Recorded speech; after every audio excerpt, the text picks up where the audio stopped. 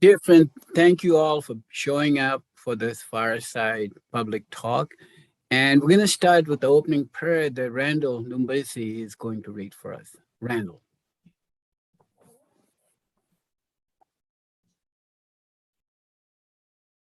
O thou peerless and loving Lord, though capacity and worthiness are lacking, and it is infinitely hard to withstand tribulations, yet worthiness and capacity are gifts vouchsafed by thee. O Lord, give us capacity and make us worthy, that we may evince the most great steadfastness, renounce this world and all its people, kindle the fire of thy love, and even as candles, burn bright with a consuming flame, and shed abroad our radiance. O Lord of the kingdom, deliver us from this world of vain illusions, and lead us unto the realm of the infinite. Suffer us to be wholly freed from this nether life, and cause us to be blessed with the bountiful gifts of the kingdom. Release us from this world of nothingness that beareth the semblance of reality, and confer upon us life everlasting. Bestow on us joy and delight, and favor us with gladness and contentment. Comfort our heart, and grant peace and tranquility to our souls, so that upon ascending thy kingdom, we may attain thy presence, and may rejoice in the realms above. Thou art the giver, the bestower, the Almighty.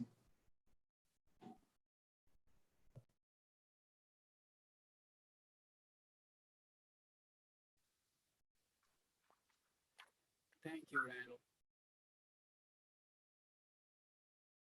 Friend, it's a delight to welcome our friend Steve, who's a Baha'i in the north of Illinois, North Wilmette, Northbrook, not sure area.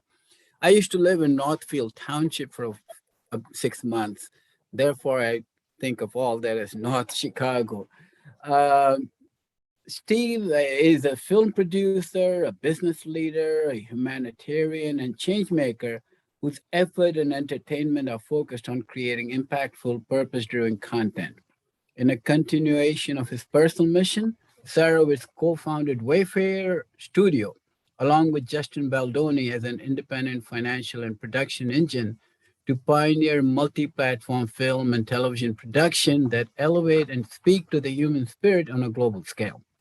As a passionate believer in the power of television and film to reach the hearts of their audience and foster progress, Sarowitz had made it his mission to produce projects that can serve as true agents for social change.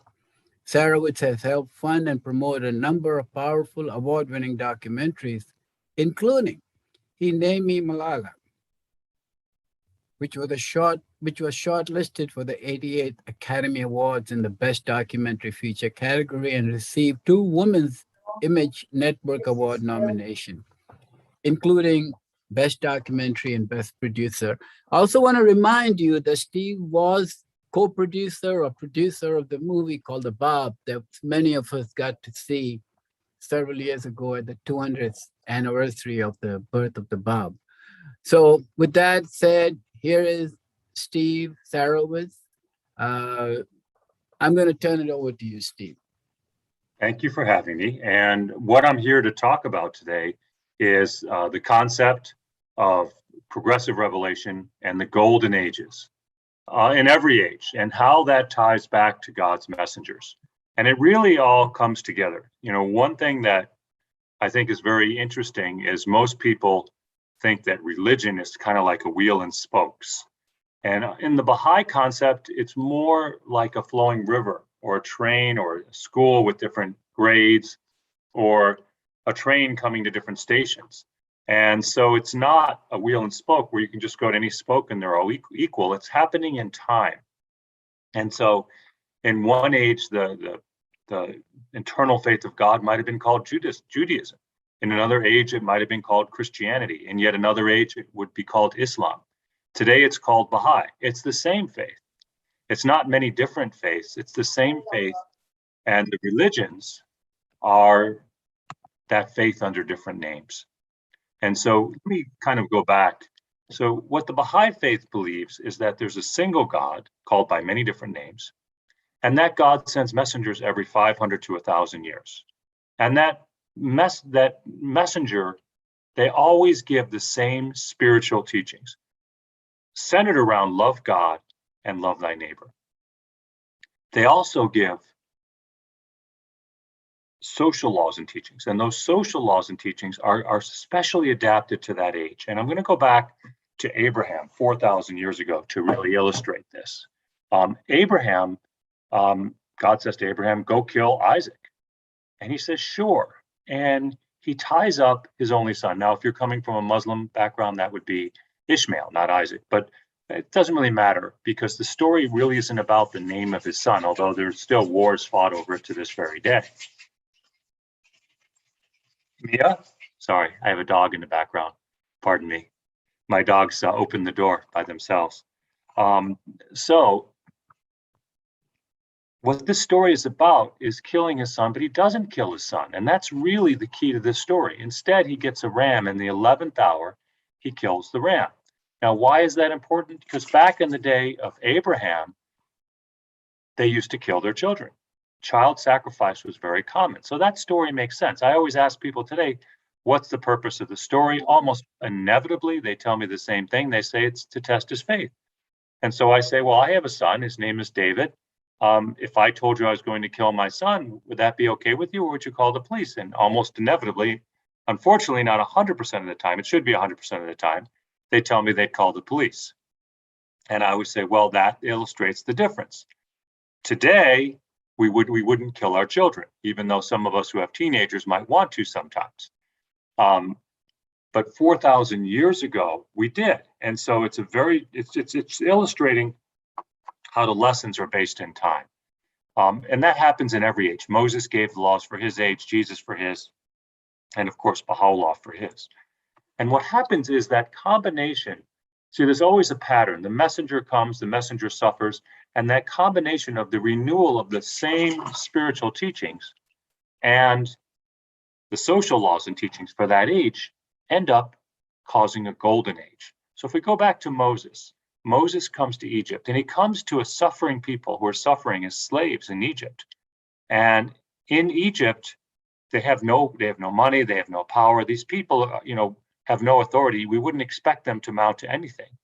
And they follow Moses really just one step ahead of the Pharaoh and his army. And the priests of Egypt are rising up against Moses. And what do? They find the promised land. And of course, Moses never enters the promised land, but following Moses is this great golden age, the kingdom of Israel, which lasts hundreds of years. Now, who would have ever thought that a golden age like that would follow these slaves? But yet Moses raises them up. Now, this is a pattern that happens over and over again. The next one to come 3,000 years ago is Zoroaster. And Zoroaster comes in Persia. They try to kill him 3 times.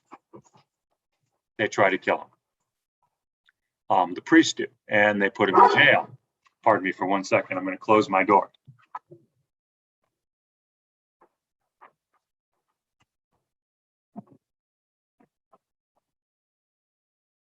Sorry about that. Zoroaster survives the 3 attempts on his life. He survives jail, and eventually the king adopts his faith. And this becomes a great golden age for the Zoroastrians. Now, most people have never heard of the Zoroastrian golden age. In fact, most people have never heard of Zoroaster. But the better known name for the Zoroastrian golden age is the Great Persian Empire, which lasts for 1,000 years.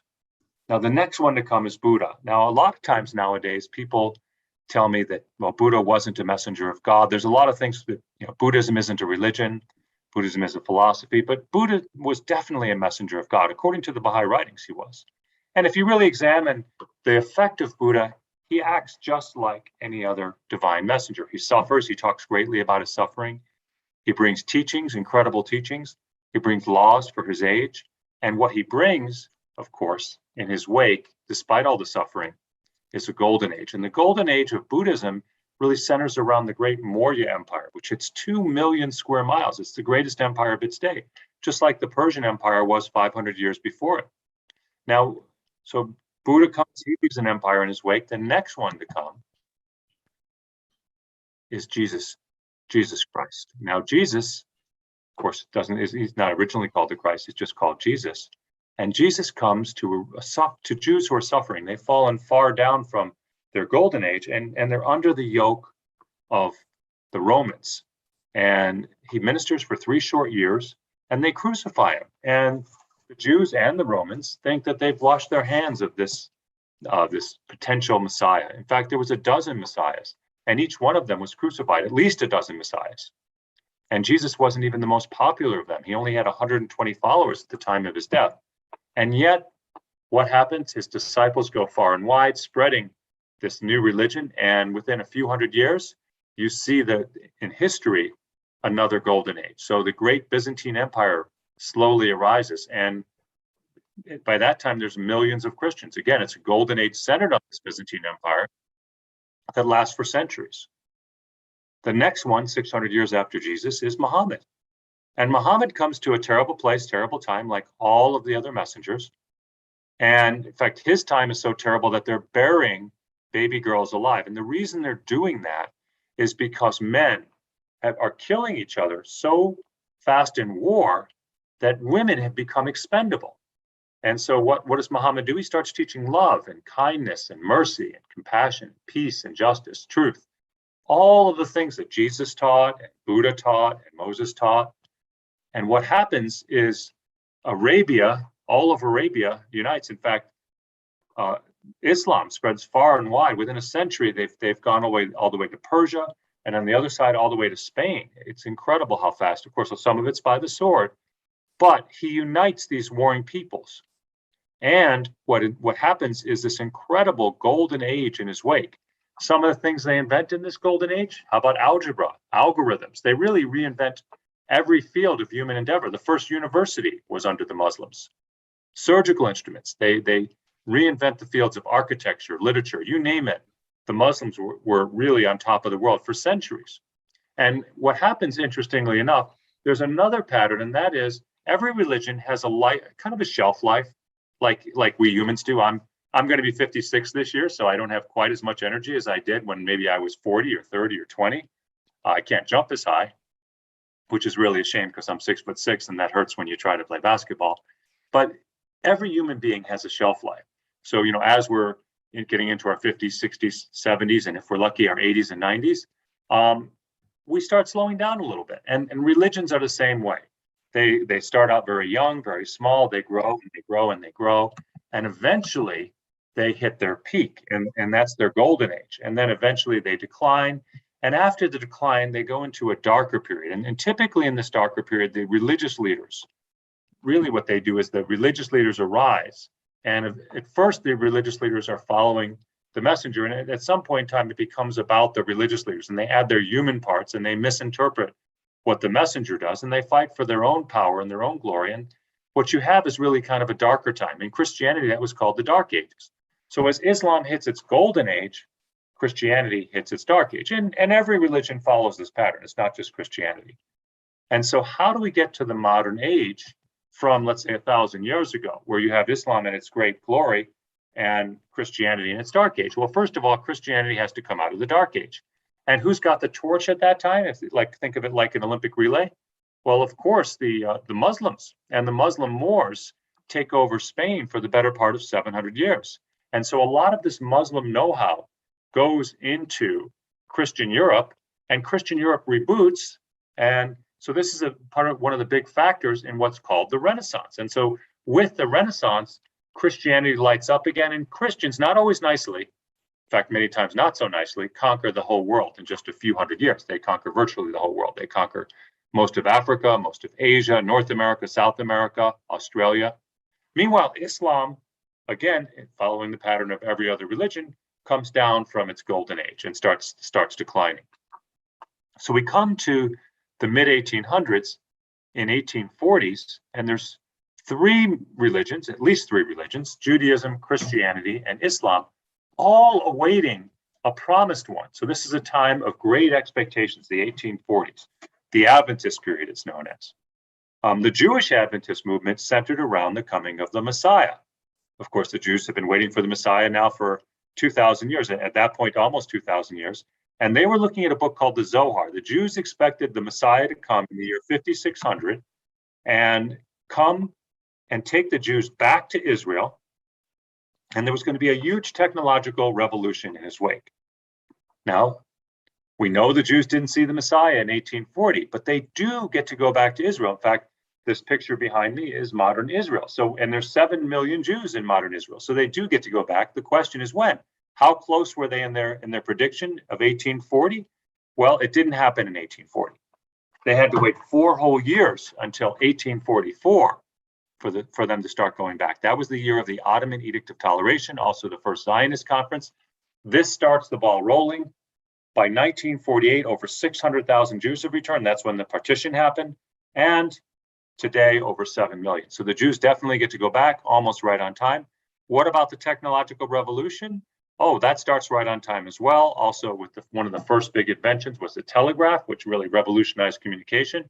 When does that happen? 1844. And since 1844, over 75% of the inventions in the entire history of the world have been invented. So you look at the thousands of years beforehand, and this little tiny period since, 25% in the thousands of years beforehand, 75% since. We've had the greatest technological revolution in history. Cars, trucks, planes, as was mentioned in my introduction, movies. Zoom wasn't even invented in 1844. Facebook, Snapchat, Google, all since 1844, as well as skyscrapers, plastic, a lot more mundane things like probably the clothes that most of you are wearing, electric lights. So anyway, the Jews get 2 out of 3, but they don't see the Messiah, the Christ. So now we come to the Christians. What are the Christians waiting for in the 1840s? They're waiting for the return of Christ. They've already recognized Jesus as the first Messiah. They're saying he's going to come back. And so they're looking in the 1840s. Now, this isn't just 1 or 2 Christians on street corners with signs. This is hundreds of thousands of Christians all over the world, in Germany, in France, in Scandinavia, in Switzerland, in Holland, in England. There's a guy named Joseph Wolf going all over the Middle East in the 1820s and 30s, saying that Christ is returning soon. And America is a hotbed, 300 ministers in America. And some big names behind this. Martin Luther predicts 1840. John Wesley predicts 1836. John Wesley was the founder of the Methodists. Joseph Smith and the Mormons, all throughout the 1830s and early 1840s, is predicting the return of Christ very imminently. He says in 1843, there are those of you who will not pass away before Christ returns. And the biggest one of all in America, where I'm at now, is William Miller. Now, William Miller is very interesting. William Miller, he predicts in 1831, he's actually a farmer. He predicts in 1831 that Christ will return in 1844. And he's doing this based on Bible signs. He says the Bible, specifically the 2300-day prophecy, Daniel 8:14, predicts that Christ will return in exactly the year 1844. And the way he gets to this is the temple was rebuilt on the order of Artaxerxes in 457 BC. He says 2300 years, the temple shall be cleansed. He adds the 2300 years. And lo and behold, it gets to 1844, and he's ready to go. And he makes a pact, tells us to his family, he makes a pact with God, a private pact, he says in his writing later, that he's not going to tell anybody about this publicly unless he's asked. Less than an hour after he has this conversation with God, he's asked by his son-in-law to go speak at a church right in his neighborhood because the pastor's out that week. So he goes and speaks. 13 years later, in 1844, he's got 100,000 followers. They're all waiting for Christ to return on October 22nd, 1844. The sun goes down on October 22nd, 1844, and it comes up on October 23rd, 1844, and the world is still there. Miller has predicted the end of the world. It doesn't happen, and it's called the Great Disappointment. Now, the reason that Miller thought that the world would end is because Bibles in 1844 said the world would end when Christ returned. So it was actually written in the Bible at that time, like in places like Matthew, 24th chapter of Matthew. It says, "End of the world when Christ returns." Well, actually, several places in the Bible. And if you look at those same places today in modern Bibles, it always says "end of the age." So at that time in the Adventist period, the Christians were waiting for the end of the world because all the Bible said it would be at the end of the world. And it turns out that was a mistranslation. And all the new Bibles have said, no, Christ's not going to return and the world's not going to end. It's going to be the end of the age.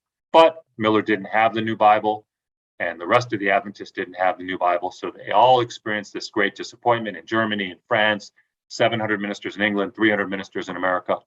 None of them see Christ return. And so we're done, except for there's one other thing in the Christian Bible while I'm on the Christians. There's the number 1260. It's in there 10 separate verses. It's in there as 1260 days, 42 months, also 3.5 days. It's in there several different ways. And if you understand Bible prophecy, all of that resolves to the number 1260. 1260 days is easy, 42 months of 30 days. And the way you do 3.5 days is you convert them to years.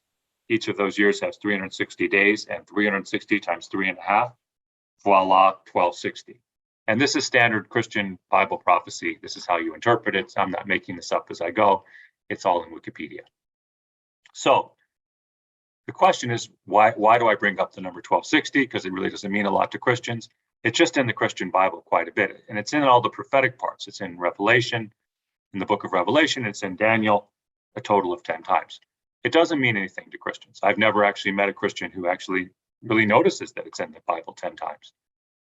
But Muslims, now to Muslims, the year 1260 is very important. In fact, in Persia, in the year 1260, all of Persia, at least all of Muslim Persia virtually, is waiting for the 12th Imam. And the 12th Imam has disappeared in 260. That's Imam Mahdi, the one expected, the promised one of all Islam. And he's going to come in 1260 because their writings say he's going to reappear after 1,000 years. So this is a big deal. They're all waiting for him. Most of them are waiting for a 1,000-year-old man. Oh, I should say something about the year 1260. The year 1260 in Muslim years is 1844. In Christian years, the exact same year. And so all of Persia waiting in 1844, they're waiting for, or most of Persia, not all, because there were some Jews and Christians as well. But most of Persia in 1844, and some Zoroastrians, I should mention, is waiting for the 12th Imam, waiting with bated breath for the promised one of Islam. Most of them are waiting for a 1,000-year-old man to come out of hiding. Now, that doesn't happen, partially because there's no such thing as a 1,000-year-old man. And partially, what would that man have eaten in hiding for 1,000 years and no one ever seeing it? Little problems like that. But there's a group called the Shakis, and the Shakis discover they're waiting for a young man. They think, because of the vision that their founders had, that the 12th Imam is not going to come as an old man. He's going to come as a young man, and he's going to come as the spiritual return of the 12th Imam. And that's exactly what happens. He comes as the spiritual return of the 12th Imam. The Bab does. May 23rd, 1844. The very next day, May 24th, 1844, is that first big invention, the telegraph, What Hath God Wrought by Samuel Morse. So that's the start of a new age. The communication starts the next day. The Bab ends up going to Mecca, comes back to Persia, starts getting thousands of followers. The king sends his most trusted religious advisor, Vahid. And Vahid has a sword he's been given by the king. He vows he's going to kill the Bab if the Bab isn't who he says he is. They meet 3 times.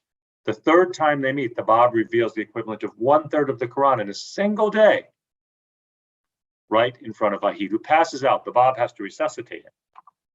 And when he comes to, when he's all done, after hours and hours of the word of God flowing out of the Bab's pen like a waterfall, like a very, very powerful waterfall, Vahid says, if all the forces on earth were leagued against me, I would not abandon my confidence in this cause. And he doesn't. He actually becomes a follower. He never goes back to the Shah, the king. And he, 5 years later, gives his life in service of the Bab. 400 other religious scholars, 100,000 followers are now following the Bab. This is a big problem for the mullahs of Persia because Shia Islam has no clergy. They're only borrowing the power of the 12th Imam temporarily until the 12th Imam returns. And of course, they have to give it back as soon as he comes because it's not their power, it's his. So the Bab comes, makes a very strong claim to be the 12th Imam. 400 religious scholars believe him. 100,000 people believe him. And now the mullahs have to decide, do they give up their power, which is what they're supposed to do, or do they put him in jail? And so the Bab goes to jail, which doesn't work because the jailer becomes a believer. And actually, that's an interesting story. The first jailer becomes a believer. He didn't start out as a believer. In fact, he started out very against the Bab. After a little over a week, he's out for a walk early one morning, and he sees the Bab outside the jail fervently praying. And he's very upset by this. So he goes right back into the jail through the only door, and he sees the Bab inside the jail. Bab calls him over and he says, what you've just seen is reality. God has sent you this as a bounty, as a favor to your soul. And the jailer doesn't need to be told anymore. The warden, he now opens up the jail to everybody. This doesn't work for the prime minister and the people who want to jail him, so they put him in another jail. That jailer also becomes very friendly to the Bab. And so they have no choice. They have to put him on trial. They put him on trial, ask him who he is. And he says, I am the promised one you've been expecting for 1,000 years. Now they have to kill him. And now comes the famous martyrdom of the Bab. And they go to take him out of his cell. Now, before they've done this, he's told them, no earthly force can take me till I'm ready to go. I have to finish my mission. When my mission is done, I'll tell you, and then you can kill me. But they take him anyway. They tie him against the wall in Tabriz, Persia. They tie a follower, a young follower named Anis, who wants to die with him.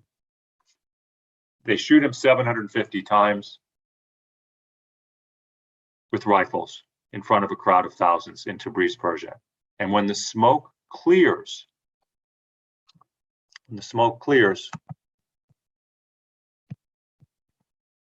the Bab is not there. The ropes have been shot through, and Anis is standing there unharmed. This was very alarming to the crowd. So they immediately do a very, very frantic search to find the Bab. And they eventually find him back in his cell, finishing his mission, which is what he said he needed to do. So he says, okay, I finished my mission now. Just like I said, you can kill me now.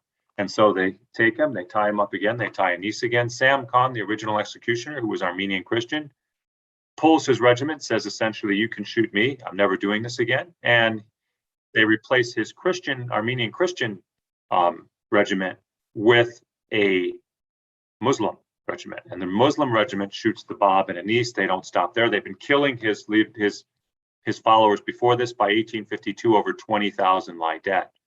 And now there's only two main leaders left. One is a woman named Tahereh, and the other is a nobleman named Baha'u'llah.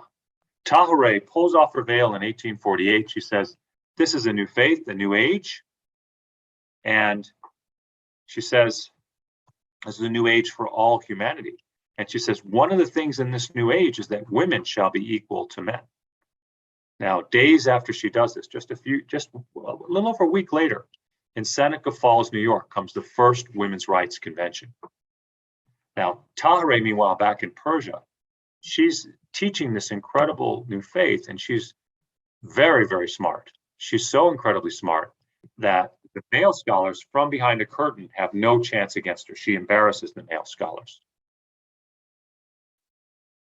They start killing all the leaders of the Bab. They're trying to wipe this new faith out. And as they're doing this, the king hears about Tahereh's great beauty, and he offers to marry the Shah. And she says, no, you keep your religion, I'll keep mine. She keeps going. Eventually, they do arrest her, and before she dies, she puts on her wedding dress. She says, you can kill me as soon as you like, but you cannot stop the emancipation of women, which of course is still going on till this very day. So now that leaves one left. That's Baha'u'llah, the glory of God, the son of a provincial governor.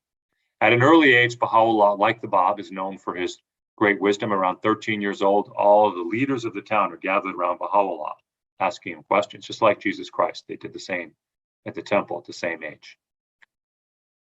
In his early 20s, he's known as the father of the poor. When his dad passes away, now Baha'u'llah's father is one of the wealthiest men in Iran. He's a provincial governor. They offer Baha'u'llah the provincial governorship. He turns that down at the age of 22. Instead, a few years later, becomes a follower of the Bahá'í, becomes a great leader in his cause, and now he's the only one left. And so in 1852, they take Baha'u'llah and they put 100-pound chains on his shoulder. They torture him. They parade him through the street, and they put him in a place called the Black Pit with these chains on his shoulders, chained to several other people in this terrible dungeon, 3 stories underground. They leave him there for several months. And in that terrible dungeon, Baha'u'llah sees the vision of a maiden. And that maiden says, "You're the promised one of all faiths." So for the Hindus, he is the 10th avatar. For the Buddhists, he's the 5th Buddha, the Maitreya Buddha. For the Jews, he's the Messiah. For the Christians and the Muslims, the return of Christ. For the Zoroastrians, the Shah Baram. So every faith has their image of this, and this promised Redeemer. And Baha'u'llah is that Redeemer for all the faiths. He's released from that prison, and he's exiled for 40 years, which, by the way, is also the Muslim prediction, that Isa, Jesus, will reign for 40 years when he returns. He's exiled finally in his 4th and final exile to the worst prison city in the Ottoman Empire, Akko, Palestine. And along the way, he writes the equivalent of 60 Christian Bibles. What does he say? He says, "I've come with something called the most great peace." And we get it when we understand the oneness of religion, when we understand the oneness of humanity. He says, women are equal to men. This is very radical still in the 1800s when he's saying this. And he says, women are equal to men, get rid of sexism. He says, there's only one race, the human race. Oh, I wish every day that we'd listen to him, even today, if we could all recognize that we're one human race, especially in America. This most challenging issue in America is racism. He says, the earth is but one country, mankind and citizen. Get rid of citizens, get rid of nationalism. And he says all the religions are but chapters in this great faith of God. This is what I'm talking about tonight. Progressive revelation by a single God. It's the only logical conclusion. There's not a Buddhist God and a Muslim God and a Jewish God. They all say there's one God. There's not a Baha'i God. It's just God. And God has sent his messengers lovingly to humanity in every age and told us not to murder. And yet we murder each other in his name to this very day. Baha'u'llah says, stop that. And he says we will.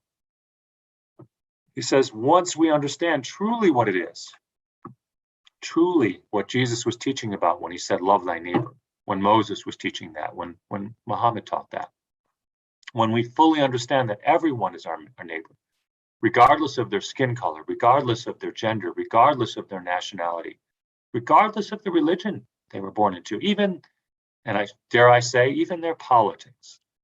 Everyone is your neighbor, and to love everyone. This is what Baha'u'llah was teaching. And when we understand this, he says, and it's not if, but when, we'll have the most great peace. So this is progressive revelation. Now, one last thing, the Baha'i Golden Age. We're not there yet. It takes time. Golden ages grow like trees, but it's growing. It's definitely growing. These ideas he was talking about, they're spreading. No, we haven't wiped out the terrible curse of racism upon humanity, but we're working on it. Far too slowly, in my opinion, but we're working on it. Same thing with sexism, same thing with nationalism. There are more and more people waking up every day and saying, no, I don't want this world. I don't want this tribal world.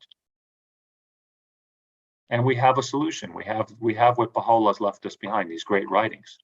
And we need to put them in action, all of us. Because all of us are us. Regardless of what religion we were born into, regardless of our color, our nation, regardless of our gender. We need to work together on this. So that's my presentation on progressive revelation and the golden ages. I'd love to open it up to questions and find out what people want to hear.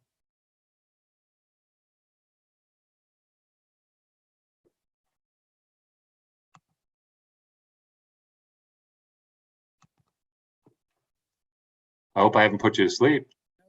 I have a question, Steve. Tell us a little bit about yourself, your background, When did you become a Baha'i? How did you become a Baha'i? What attracted you to the Baha'i faith? I was raised Jewish. I thought I am genetically Jewish, and my sister took the DNA test. I'm 99.7% Ashkenazi Jewish, and I just assumed I'd be a Jew. I was Reformed Jewish. When I was in college, when I was about 20 years old, I saw a presentation, first time I ever heard of the Baha'i faith, and it was very interesting to me. I had always thought, well, the Jews are right and the Christians are wrong, or maybe the Christians are right and the Jews are wrong. It never occurred to me that the religions could be one. Just, I hadn't thought of that. I hadn't thought too much about religion, period. And I never really looked outside my own little box of Judaism. I just assumed the Christians were over there. They believe what they believed. I had nothing against Christians. I was a little afraid of them as a Jew because we've been persecuted. But I had nothing against Christians, maybe a little bit more against Muslims. But honestly, I just thought people were people. What I didn't understand is that religion could be one. A Muslim was a very foreign thing to me. A Christian was a very foreign thing. And here was this Baha'i gentleman talking about what I talked about, progressive revelation. That was kind of neat. And so for years after that, I would say, I like what the Baha'is have to say, but I'm Jewish. 5 years later, I met my wife-to-be, and she said, how would you like to raise our children? She was Catholic, I was Jewish, if we had children. And I said, Baha'i. And she said, no, a real religion, and Jewish or Catholic. So I said, okay, Jewish then, because I didn't know anything about the Baha'i faith yet. I just seen that one presentation. Another year or two goes by, and I had a friend of mine asked me to do Bible study. He was Christian. I said, no, I'm Jewish. He asked me again. I said, no, I'm Jewish. And the third time, I said, sure, I'll do it. And we started doing Bible study. That was almost 30 years ago, and I've been doing it ever since. So I got through my lack of belief in Jesus pretty quick, because after a few months, I said, wow, this Jesus fellow is pretty great. Why do I not believe in him? And what does that even mean? I had no idea. I'd never been taught why I didn't believe in Jesus. I was just told Jews don't believe in Jesus. And so when someone actually let me read his words, I said, how can I not believe this is from God? And so I did.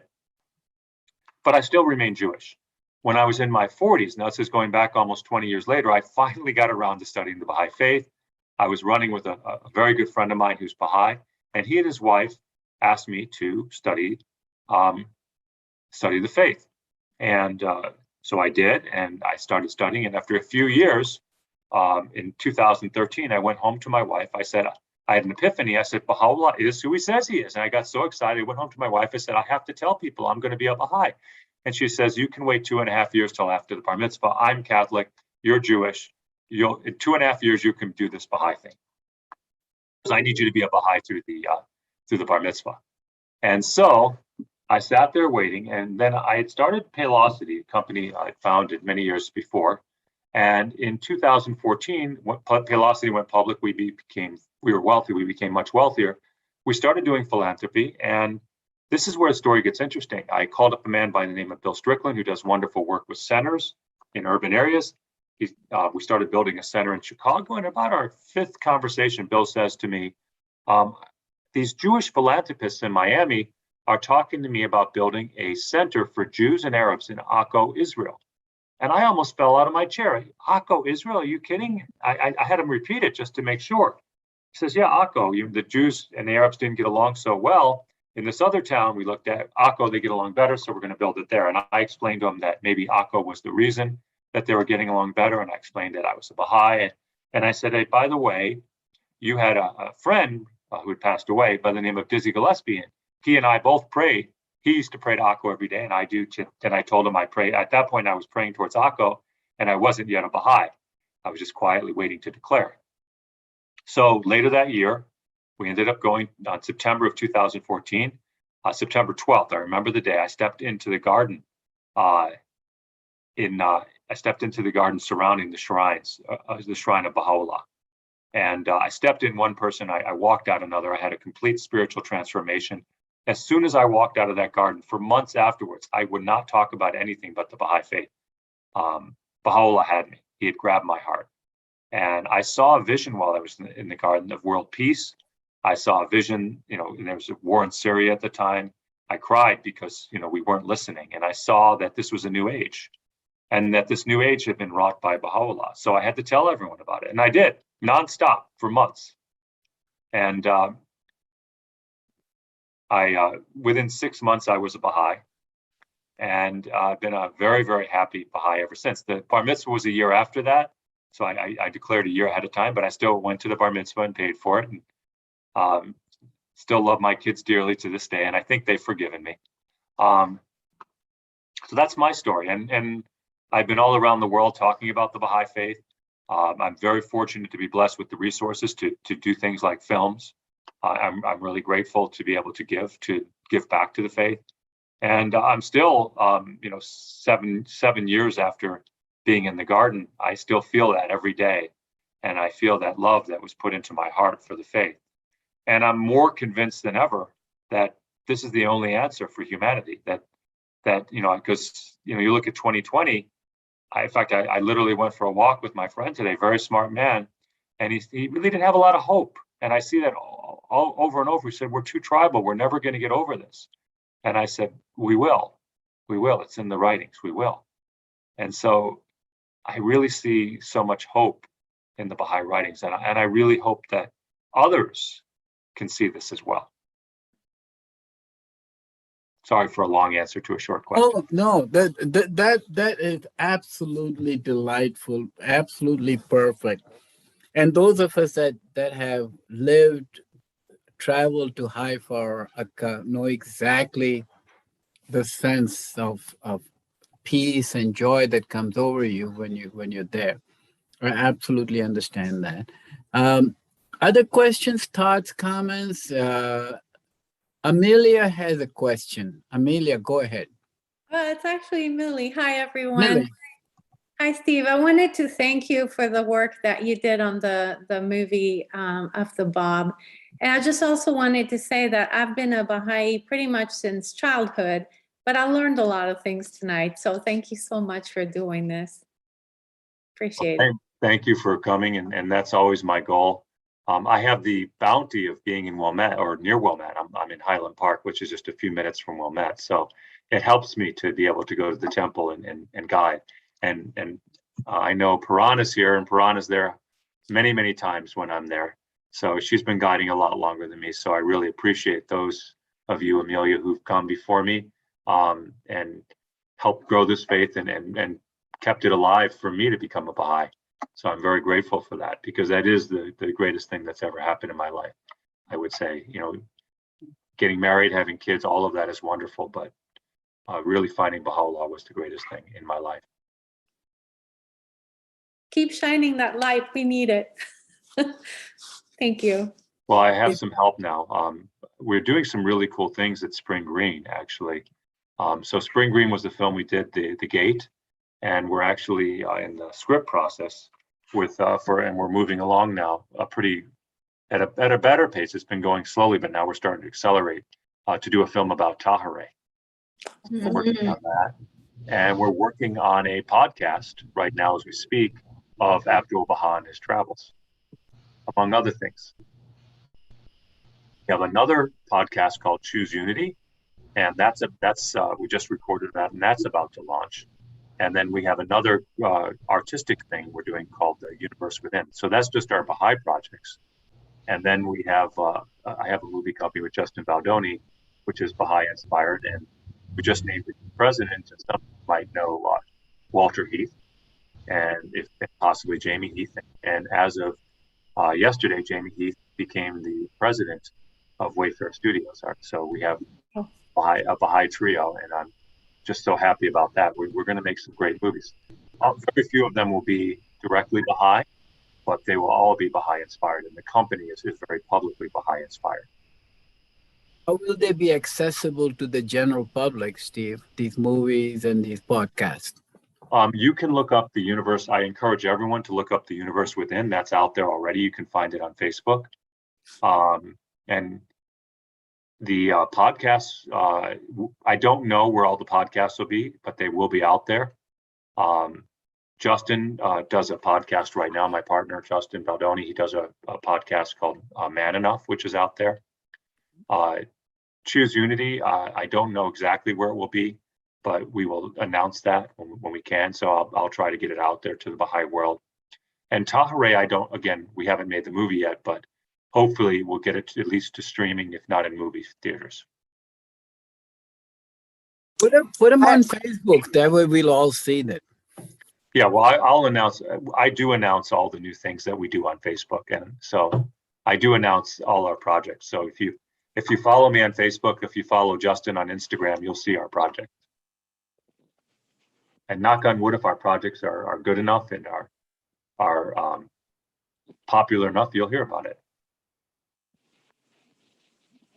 And Amelia, definitely. I'll answer that publicly. Questions, comments? Anybody want to say something? Hey Steve, there's a question on from a YouTube viewer, and they're asking, in your personal opinion, what is the greatest hurdle that mankind faces today, and today should they aim to achieve the goal of global unity? The greatest aim of the greatest hurdle is spiritual. Everything is spiritual. So, you know, I say this all the time, that our biggest issue is spiritual. And really, it's understanding that. I think a lot of people more and more people I talk to are secular humanists. And so they have some very good ideas. In fact, most of the ideas are from Baha'u'llah, like to get rid of racism and sexism. They don't realize the source.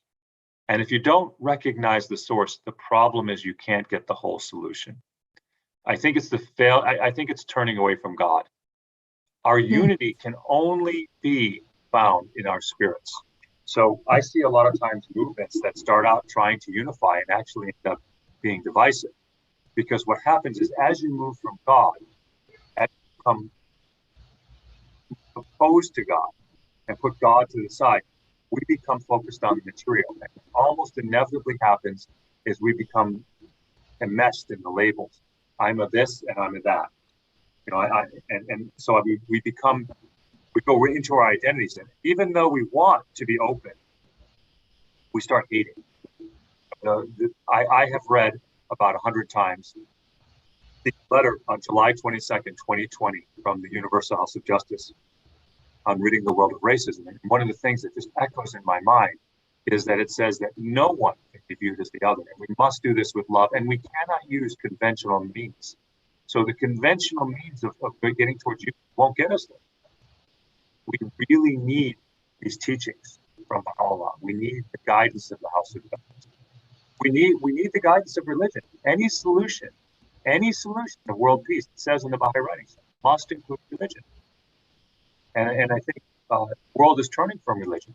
And you know, in the Baha'i writings, it says it's truly a religious act to turn away from things in the name of religion that are not true religion. But true religion, it says, Abdul Baha says, is our salvation.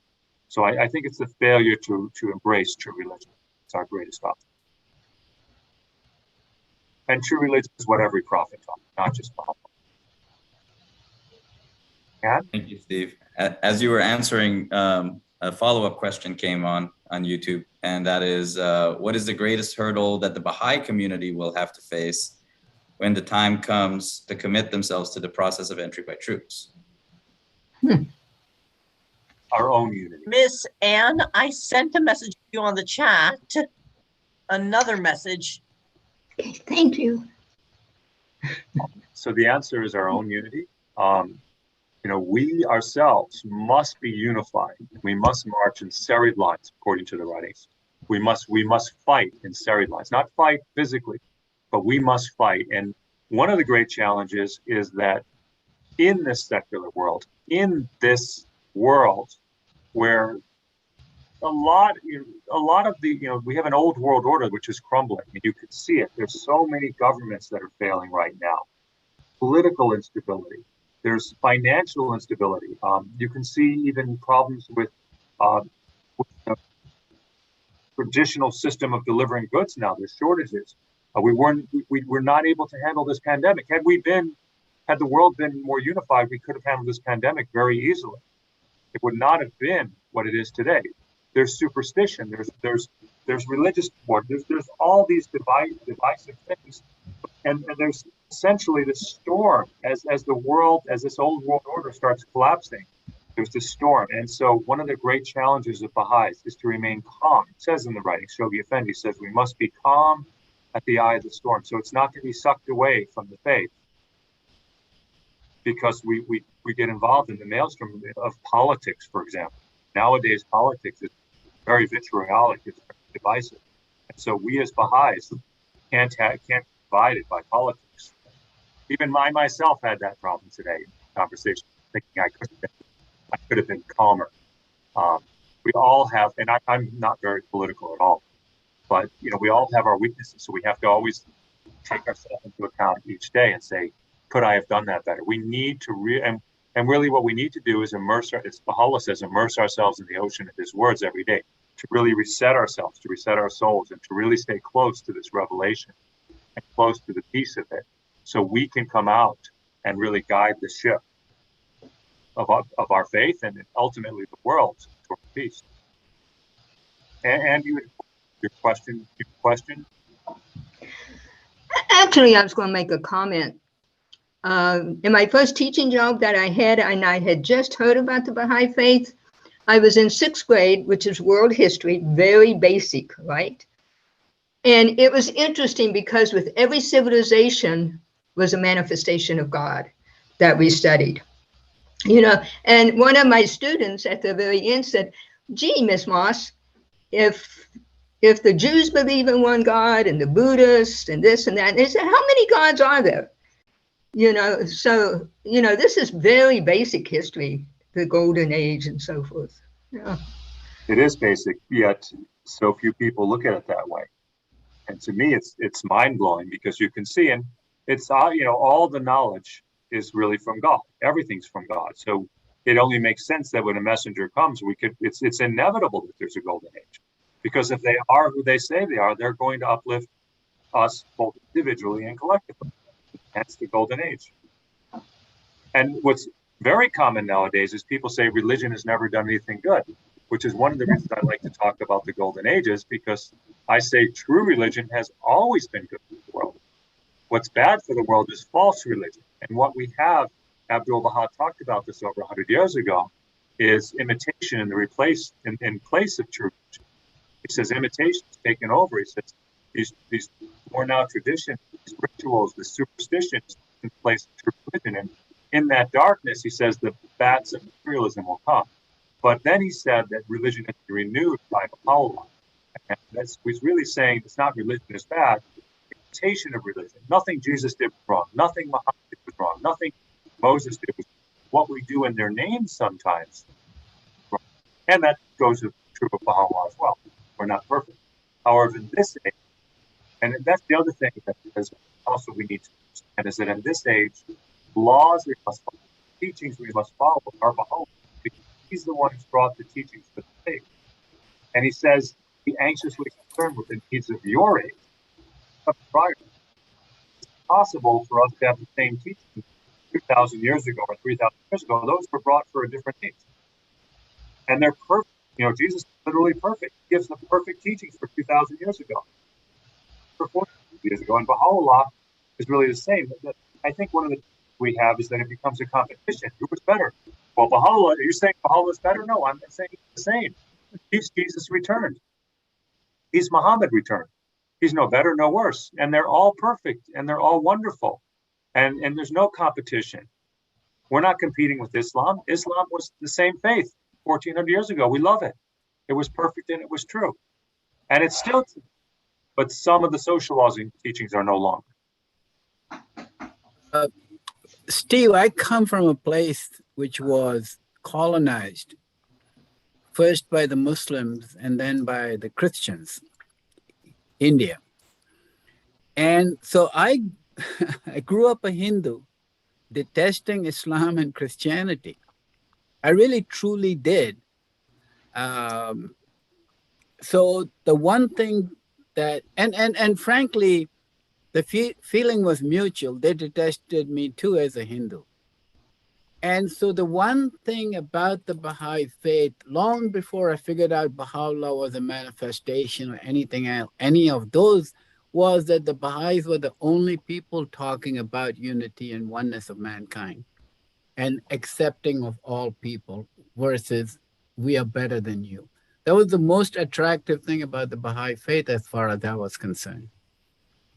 Well, yes, that was attractive to me as well. And I think that, all religions really are like that.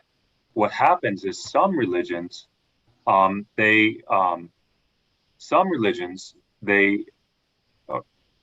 have got the idea that their religion is different than the other religions, that it's a separate. I had that idea as a Jew. I had this idea as a Jew that I was a separate. And so when you start becoming tribal with the religion, that's when the problem occurs. Whether you're a Hindu or a Jew or a Christian, and the same thing with the Baha'i. It's not that we are Baha'is and we're better, we're just following Baha'u'llah. And that would be good, I think, for everybody. But is it bad to follow Jesus Christ? Of course not. It's wonderful to follow Jesus Christ. It's wonderful to follow Muhammad. And if Abdul-Baha spoke about this, he said, if you're a good Christian, you're a good Baha'i. If you're a good Muslim, you're a good Baha'i. The essence of it is one. It's the failure to understand that. And, I get all the time when I'm teaching at the temple, well, what about the conflicts? Our religion says this, and, that religion says that. And Baha'u'llah was so eloquent in really ironing out a lot of the major. Steve, Baha'u'llah, go ahead. So a quick question, or maybe, question. So how do you reconcile, well, you talked about, with the advent of each religion, right? There's huge advances in civilization. For example, with the advent of Baha'u'llah, advances in technology as an example. How do you reconcile that with the notion, I think you made a comment earlier, where some individuals might say religion has never done any good, right? What point is religion? What good has it brought? When on the one hand, right, on the other hand, you can see all these advances in civilization. What are some ways in which we can reconcile those two things, right? Well, I would acknowledge that many things have, first of all, whenever you're talking to someone, do what Abdul-Baha did, which is say, yes, you're right. In the name of religion, many terrible things have been done. And you can say, we had the Inquisition in the name of Christianity. You see many terrible things in the name of Islam today, some wars, terrorism. But these things are in the name of the religion. We have to look at what Jesus actually taught, what Muhammad actually taught, what Moses actually taught. And so are these things. And so if someone, if the person you're talking to is a Christian, or what comes from a Christian background, which is very common in America, you can ask them, I understand many terrible things have been done in the name of Christianity. In fact, in America today, some people are judging very much, harshly intolerant in the name of Jesus Christ. What did Jesus teach, though? And then you can pull the actual teachings of Jesus. Judge not, lest you be judged. Let him who is without sin, without sin, cast the first stone, and start teaching them, okay, here's what Jesus taught. Here's what people do in his name. Can you see, for example, you cannot, so in this country, it's against the law to murder, but some people still murder. It's against the law to steal, but some people still steal. It is not the fault of the lawgiver when people break the law. It's not the fault of a parent when a child goes against that parent. And so we cannot blame religion, true religion, as given by God, which is always around the love of humanity, for actions that are hateful to humanity. We have to blame man. And I'm fond of talking, a lot of times it's atheists who are saying this. And I say, okay, look, we're going to agree on this. And the thing is, we both agree that man is responsible. Either there's no God and man is responsible, or there is a God and man's responsible. But either way, we have to agree man's responsible, not God. Can we agree on that? Since you don't believe in God, you have to agree. And by the way, I agree with you. It's not him. It's not, and God is not a him. God is unknowable. And so you can really, again, most of the time when we're having these discussions, just go, first of all, always go back to the writings of every religion. And second of all, go to logic. These arguments actually aren't logical. They sound good. But when you really look at it, religion has done so much good work.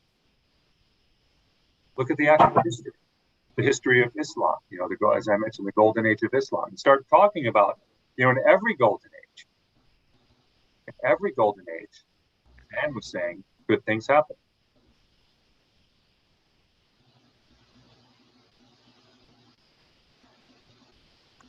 Any other questions, comments? Anybody have any thoughts? All right. Friends, I want to announce to you all that our next Fireside is November the 5th.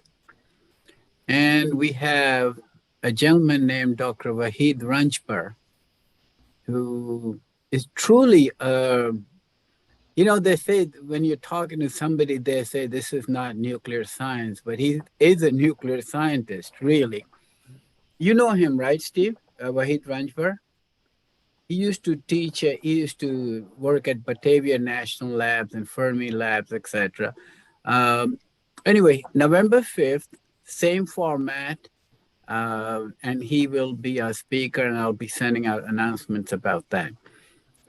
Meantime, this has been truly a wonderful talk, Steve. Really has been, and I'm on behalf of everybody here, I'm truly grateful for this. First, you agreed to do the talk, and secondly, for delivering such a wonderful talk. So thank you very much. Truly appreciate it. If and when you do talks in person in Austin, I'd be happy to come to Austin sometime because I love Austin. Okay. You're on. You're on. Terrific. You're on. You play golf? Very poorly and very rarely. Probably 10 years ago was the last time I played, 5-10 years ago. Bob Henderson said he'll come to Austin if I take him to play golf. So that's why I'm asking the question. Ajit, I take it you don't play. Huh? I'll play. Play. Okay. Yeah.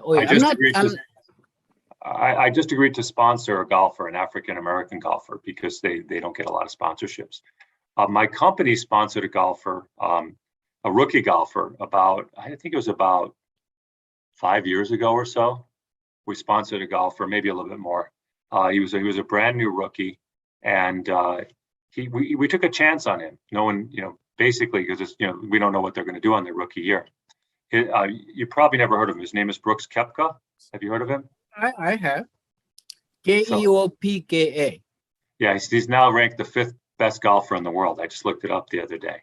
So he won a couple of tournaments, and we went to renew his contract. And I think he hurt himself laughing at us. I think his fee had gone up by a factor of over 10 times. In fact, I know it did. So we only sponsored him for 1 year. But that's my claim to fame, is that my company sponsored Brooks Koepka. And if nobody else has any questions. There's a couple of comments that I just wanted to read a couple of them to you. They're not questions, but one is from your friend Puran Stevens and my aunt. I'm so happy to be part of this wonderful talk, Steve. In just a few years that you are a Baha'i, you have read and in some cases memorized the writings more than anyone I know. That's high praise. And others have written to thank you. Thank you for a wonderful fireside, Steve. Very happy to have attended and learned from your great insight. That was from Adib. And great talk. Thank you for the wonderful talk. So lots of positive feedback. Thank you very much, Steve. Thank you so much. Thank you. And thank you. Puran Khanum, it's good to see your picture. Would have been better if you were alive. Thank you. Thank you so much. I'm alive. But I knew Puran when I lived in the Chicago area. This is going 40 years plus. So yeah, that's right. It's about that many years I'm here. And it's such an honor to be friend of Steve. Really, I don't have a biological son, but I'd be proud to be his mother or grandmother or whatever, claim him as my son, because he's truly, everything he does is what a Baha'i, a true Baha'i should do. And he is very, very busy with his business, but he's more at the Baha'i temple guiding than any other guide put together. So, Steve, we love you and thank you for your talks. Delighted. You got adopted today, Steve. Thank you, Puran. Thank you. Thank you, all, dear friends. Thank you. I know everybody's busy. Steve, I know you're real busy, but thank you for taking time to join us. And what a wonderful, edifying presentation. I think we learned a lot. And I suspect we're going to be using whatever you